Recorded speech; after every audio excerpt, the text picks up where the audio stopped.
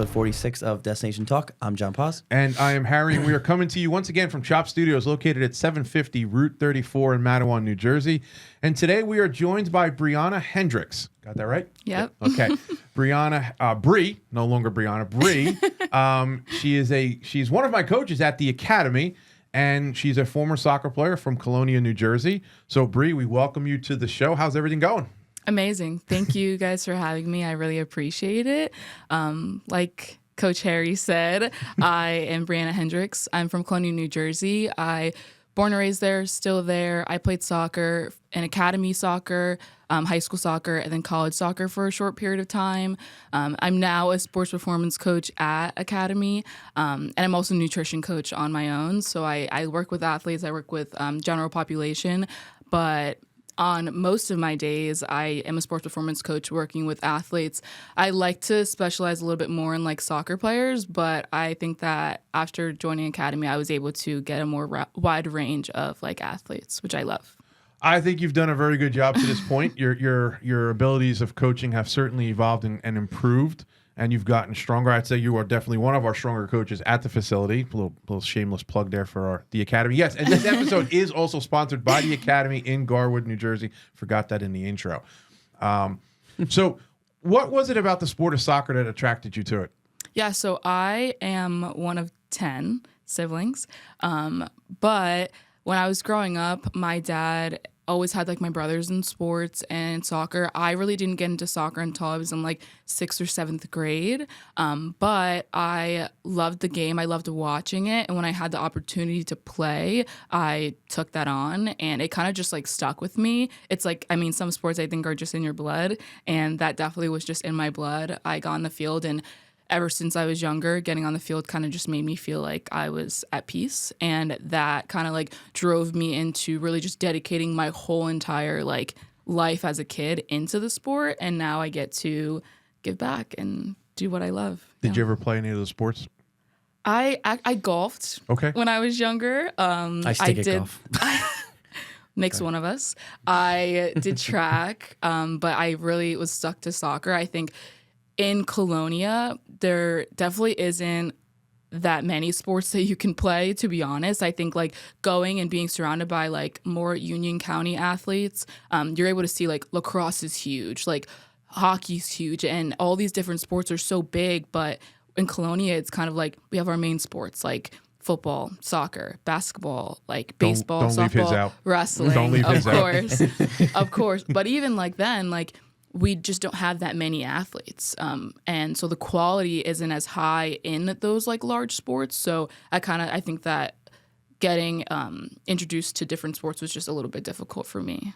It's interesting because I've trained a handful of athletes from Colonia. I mean, obviously you're one of them, but my very first athlete from Colonia High School was Mike Wilson, who went on to get drafted twice by professional baseball teams. Oh, cool. Yeah. And he ultimately went to Stony Brook University, and then when he got drafted the second time. Colonia being a small town, like we still put out very good athletes, Yeah. I'd say for sure. Even though everyone's like, "Oh, I'm from Colonia," like, where's that? Right. Yeah. But Because you guys are kind of like in that conglomerate Woodbridge of, Township. Yeah, you're like, Woodbridge do you know where Township. Woodbridge is? Like, yeah. I know them all. Yeah. So Colonia has always had a really good soccer team throughout the years. What did playing soccer in Colonia High School mean to you? honestly, it was everything. I was playing academy soccer. I played for Cedar Stars Academy like before high school, and then going to high school, like trying out, I made like as a freshman, I made like starting varsity.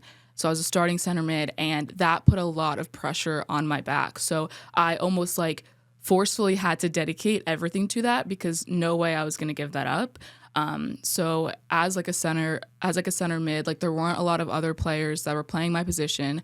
And I was always playing at a higher level. So I am just someone who I give all or nothing, you know? And so when I do give all, I make sure I'm like going to practice. I'm there early. I'm there later. I'm like working outside of practice. I'm asking the coach, how can I get better? So like I was playing like 11 months out of the year. And even on that like 1 month that I wasn't playing, I was still like dribbling in my backyard, going to the field, doing things on my own to try to get better. So it was honestly everything to me.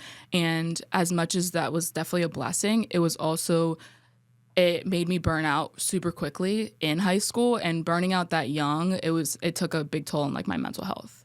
You said you went on to play a little bit in college. Where'd you play? Long Island University. LA. Oh, Yeah. Gianni brought up LIU Pins up. not that long ago. So going from high school to college, what were the differences in the game? So for one, in college, you are getting girls that are from different countries at that. So you may be like a star player in high school, and especially in like a small town like Colonia, then you step foot into a practice with girls that are from like France or like Spain, and it's like that ego that you have in high school, you're like, wow, I'm like all division, like I'm like MVP of the season, like all these things, and I walk onto the field and I'm playing against girls that are like truly amazing players, amazing athletes at that, and it's almost humbling. And like I went through a lot of injuries, so that definitely was not the best feeling going into college. But I think that like for me, playing academy soccer, when you play at that high level, like academy sport, you're able to have that same quality that you would in college. So when I was playing at LIU, it was COVID, so we didn't get the best like practices. We didn't have the space that I think they would have now, but like I was able to be humbled for one, and then also like see where I can be better, and I really tried to push myself to be better in those areas. So what is one moment throughout your whole soccer career that you always remember? Honestly, I think getting injured for the first time was in my sophomore year of high school. I tore my meniscus in my left knee, and that was like crazy to me because I never have been injured in my life. Like I've never like broken anything, sprained anything, like nothing like that has ever happened. And it almost made me have to like take a step back and realize that I'm more than just like an athlete. I'm a human, and I want to be like healthy long term. And at that moment, I think it totally like brought my career into a full circle, because I was like, I love playing this sport, and if I want to keep playing this sport, I have to like focus in a different area. And so I think that was honestly like the most memorable moment. Most people might say like winning a state championship, like doing all these big like things, but I think that for me, that definitely was a moment that changed my soccer career forever. You mentioned a moment ago some mental challenges and struggles you had to overcome. Were the injuries tied to that? And can you speak a little bit about that as to how you approached it, and what were some of the things you did to overcome it? Yeah, so for sure. I mean, the injury was definitely a start of the issue. I think that although it made me stronger, it made me want to like work harder. It also made me remember that like I was a replaceable athlete. And I think that when you realize that as an athlete, it's very hard. It makes you like wonder what can I change? And I was put as captain sophomore year, junior year, senior year, and being injured, it made me have to kind of like take a step back from that leadership role, because I couldn't give the same level of like play and motivation that I would before the injury. So I think that definitely changed me mentally. I was never used to being on the sidelines. I was never used to being like saying what you should do and not like backing it up with my actions. So it's like at practice I can tell my teammates to like do this better, do that better, but it's like here I am, like Right. Who knows how I'm going to be when I come back, you know? So that definitely was the start of it. And unfortunately, being in a small town where we don't have many like athletes in the soccer environment, I kind of was forced to, I'd say like force my injury to come back like sooner. So I was like not taking my recovery like as serious as I probably should have, which down the line made me tear it fully and then tear it in the other leg as well. And that's what stopped my college career. So it definitely just had a big toll on my mental health.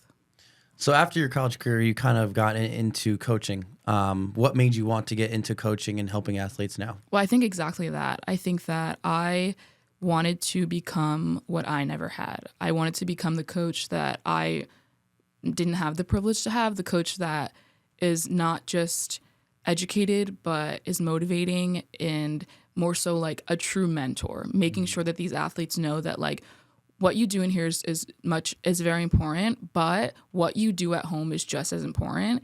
And a lot of like these athletes think like, why am I doing these stability exercises? This feels so slow. Like, can we speed it up? No, because if I were to change one thing, I would be able to slow myself down. I would be able to work on stability, work on my core strength, work on the little things, and maybe I wouldn't have gone through all of those setbacks and injuries because I focused on where it was needed. And I now am able to give back to like these athletes that I was once them. I know how it is. I know exactly how it feels to want to just like go, go, go, go. And now I'm able to just kind of help them slow down, but still keep up the work, make sure that you're doing everything with intention and training like I wish I could have when I was younger. I know. I'm sorry. I was going to say, like, just kind of what we were talking about with Coach Chad in episode 45, the foundation, Right. building from the bottom up, not just, nothing starts from the roof. Right. You got to start from the foundation, the bottom. 100%. And so I know one of the biggest challenges for me when I went from playing to coaching was that I thought everyone would work with the same ethic I had. And that was extremely frustrating. Yeah. So that took a little bit of time for me. Now, I broke into the industry training adults. I did that exclusively for 1 year before I was introduced to the Parisi Speed School in 2011.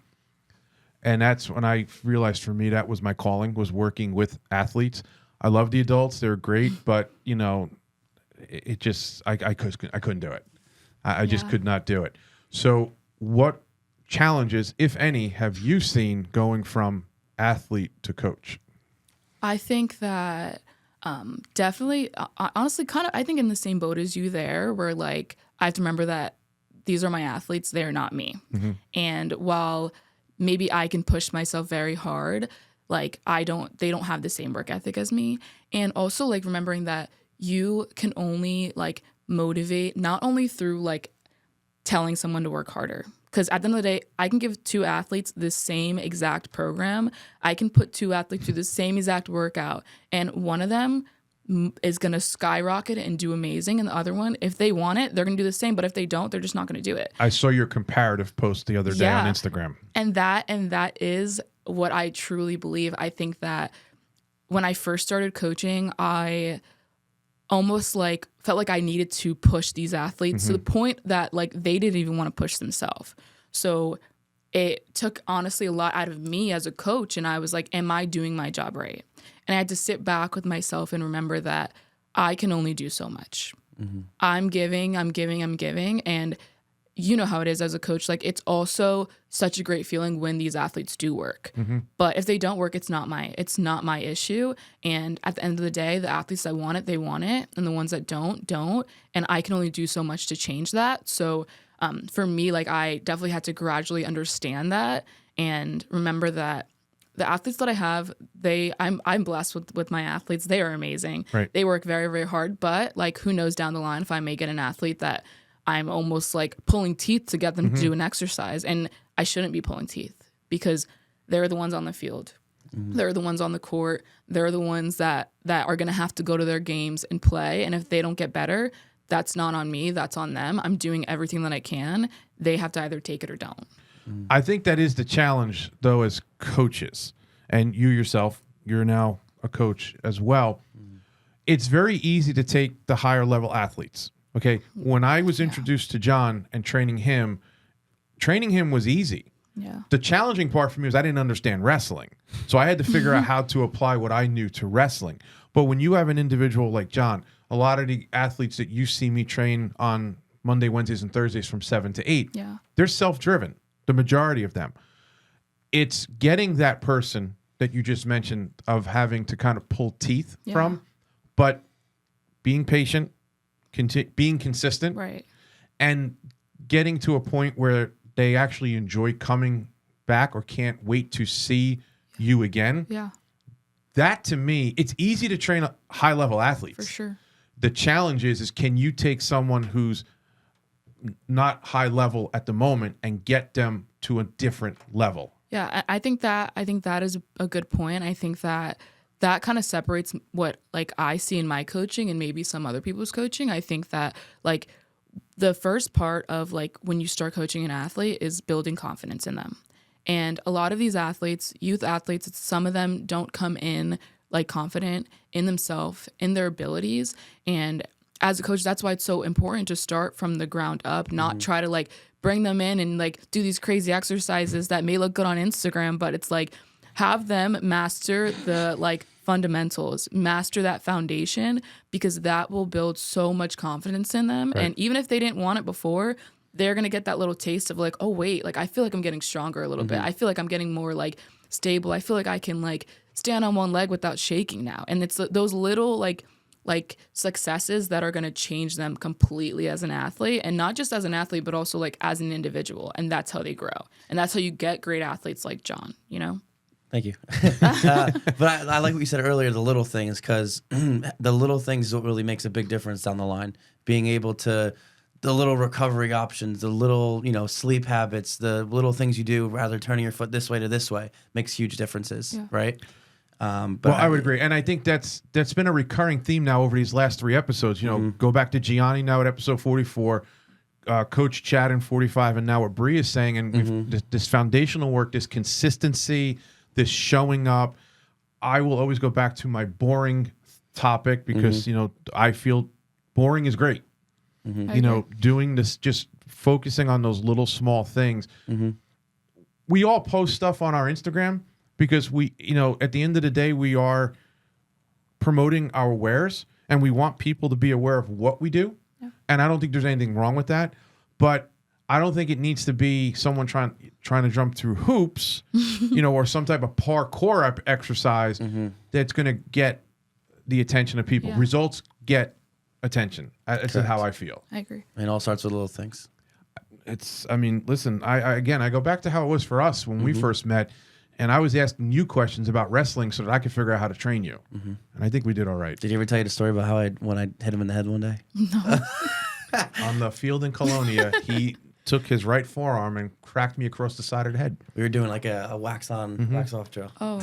My glasses were sideways. I probably had a concussion, and he stopped, and I yelled at him. I says, "Don't you stop. We keep going." We had like 20 seconds left on the exercise, and it was a long 20 seconds. I hope you learned from that.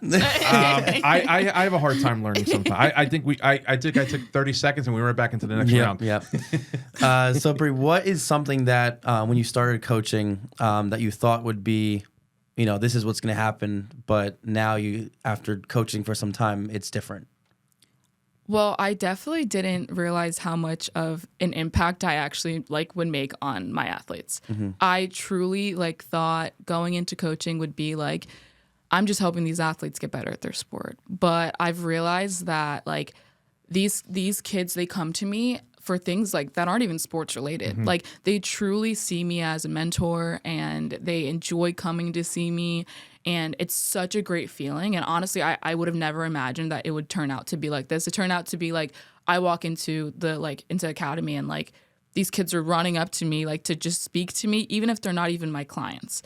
And it's those little things that make you realize wait, am I even working? I don't even realize that this is even a job sometimes, because I truly make such an impact on these kids, and it's such a great feeling. I love making them a better athlete. I love making them great at their sport, but I also love making them love to work. And that's so big, because there's some athletes that'll come in and be I don't want to be here. My parents forced me to be here, But a really great coach is going to make them kind of turn that around. They're going to make them be I'm so glad I get to be here, because it is a privilege. I didn't have this when I was younger, and they come in and they're excited to work. They're excited to progress, and that is huge. Seeing kids get stronger, seeing kids get faster. I think academy, we do our speed testing, and that's something that a lot of the kids love to do. I think that some of them enjoy it a little bit too much. That's not necessary, but it's something that they look forward to. And not only those progressions are great to see, but also they're meeting individuals, they're building connections. And I think before coaching, I thought that it'd just be kind of a simple in and out. We do the drills, we get it done, and we go home. But no, I think that I truly make an impact in these kids' lives, inside and outside of the facility. It's all about relationships, and I think what you will ultimately see over time, if as you continue in the role you're in, is when the Izzies of the world go on to play in college, and when she's home on break and she's reaching out to you and saying, "Hey, Coach Bree, I'm home. Can I get in and work with you?" Yeah. That's where I find myself at this point in my career, is that, when the holidays show up, my phone starts dinging or whatever, messages, "Hey, I'm home. Can we get in?" I never knew personally the impact I would have on people's lives. I think for me also too, media and marketing is very different today. So the fact that I can watch almost any of my athletes who are in college on television today is fun. Like, why am I forgetting her? And she's going to kill me now. Avery. Yes. I read his mind. Because they played last night. They were playing San Diego State. So Cal women's lacrosse, and and you can flip onto ESPN and go to the ACC network, and there she is on television. Like when he was wrestling, he's on the Big Ten network. He's on ESPN. I'm sitting there. I'm like, holy Christ! Like I was just in his presence, and now I'm watching him on TV. And I think you kind of stole a little thunder from me, because I was going to say, sorry. No, it's perfectly fine. The kids come in, and I see it. You are definitely a strong presence in that facility, in our facility. And, the kids look up to you, but I definitely see the female athletes looking up to you. Yeah. So with that being said, I'll ask that question. How does that make you feel? What do you feel you see yourself as a role model to these younger female athletes? Yeah, I definitely do. I definitely think that I am a role model to them. I never thought I would be, but I think I also help them realize that it is okay for like a female athlete to get under the barbell, to get stronger, and to really push themselves. I think female athletes, I find that a lot of female athletes get super comfortable just being an athlete. And then you'll meet those athletes that want to be elite. And now I think that being a role model, I'm able to motivate a lot of these athletes to not be comfortable anymore, not be scared to lift heavy, not be scared to get stronger, not be scared to work harder. And that's a great feeling. A lot of like my athletes are like middle school, high school, and that's like the perfect time to really push your limits. And I truly see that I do that with my athletes and with athletes that aren't even mine. If I'm having a break and I'm sitting down at the desk and there's another class going on, I'm like, you can go a little bit heavier than that. You can get a little bit lower than that, like pushing yourself past that comfort zone. I try to like influence that. And then also like I think social media plays a big part in that too, because my athletes see me working, they see me exercising, and they're like, "Oh, Coach Bree, I saw that. Like, I want to try that." And that's like a really great feeling. So I think I do have a big influence on them. I hope in a very positive way forever. Even when I'm no longer coaching them or they move on to college, I hope that I still have that same influence on them. But it's a great feeling to be a role model, because the ones that show that I'm a role model and even tell me that they look up to me, like they really do work really hard. And that's just a really great feeling. I would say from my perspective, you do have a positive impact on the kids that are in front of you. Yes, like, see, we all can smile. And Harry smiled. This is good. It's the most she's probably ever seen me smile. I think there's you mentioned social media, and that's been a huge topic in our podcast episodes now that we're on episode 46 here. There's a lot of pressure on kids today, image conscience. And I think, unfortunately, that falls more on the females than it does the males. But I think it's across the board. Yeah. So I think exhibiting positivity, a hard work ethic, honest transparency, it goes a long way. And I think you may or may not realize it, but you definitely do play a role, because these kids are seeing what you're doing. Yeah. And they're seeing what we're all doing. That's why, and I've always said, we've had this conversation before. When we're out there coaching, we're on stage. I equated it to like we're on, it's a Broadway show. We're putting on a performance. And I know you'd like to get on my case sometimes when I coach, because I'm very quiet.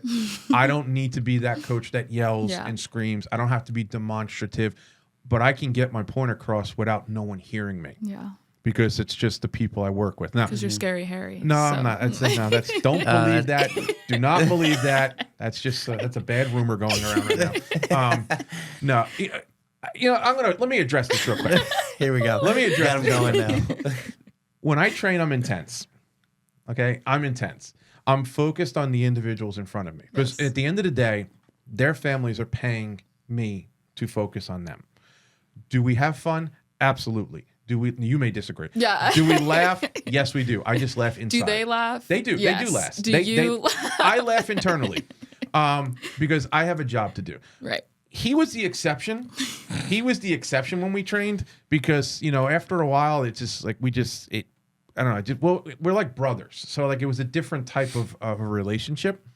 But I know when that hour's over, my athletes got better. Right. I know that I've done my job because when a high school athlete messages me directly to say, "Hey, coach, I need to get in again," or "When can we start? When can I come in again?" I know I'm doing my job. Yeah. And that's, I think everyone has different ways of getting to the end goal. I agree.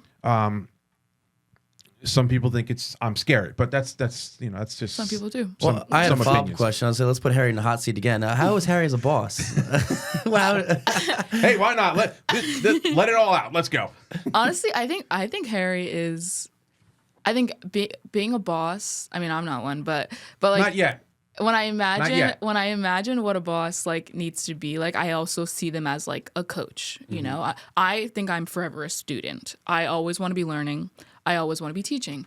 And I think that Harry is a really great teacher, and he always like offers to give more. He always like offers to like take his knowledge and like share it. And I think that's like really great. I mean, I think Harry obviously kind of, I don't know how to explain it, and like he's obviously my boss. He owns the facility. Co-owns. But Let's be fair. I co-own. Right, co-owns, but him and like Mark, like both, like they are really great bosses, but they don't like to, I don't think they really like to be like the bad guy ever. Not that they really need to, but they are just like really great people. And it's really good to be surrounded by people who want the best in you. And they not only want the best in you, but also the best in their athletes, best in your athletes, and they're not even coaching them. Like I there's so many situations where Harry will be like, Bree, like, you can really push them. Like, you can push them. You can do more. You can, like, don't get too comfortable. Don't go off the program if you know that you can do something, like, more. Like, read the room, know your athletes, and go based off of that. And I think that that's something that maybe some bosses wouldn't even, like, try to push you to do. Because, like I said, like, a lot of people are okay with being comfortable. And I think Harry and Coach Mark both really want the best in us. They try to teach us, and that's the best kind of boss, not just the ones that like sign our paychecks. The best bosses are ones that also want you to build and grow because they didn't start at this level. They also probably started where I'm at as well, and they want me to grow. And that's like, I think they're really great bosses. Well, thank you. I think a boss is a good leader too. I think Harry, Yeah. I mean, everything you said is, Harry's a very good leader of, his entire staff and everybody and all of his athletes as well. So props to you, Harry. Well, I thank both of you for the kind words. Until I say something bad when I get to the facility and then everyone doesn't like me. But I think, a great person, if you're someone who likes to read, okay, John Maxwell, check out his book, his series of books. He does an amazing job with leaders. And that's a folk. John Gordon, one of my favorite authors, definitely about leaders. When I first broke into this industry, I was seeking a mentor. I was seeking someone to help me because I'll never forget. Like, so in episode 45, we had Chad Coy. He's one of the pre-C school master coaches, and one of his colleagues, John Cirillo, who certified me. Now, I was on the accelerated track. Our certification was 2.5 days. Now they do it for like almost a week. So I learned 5 days of work in 2.5 days.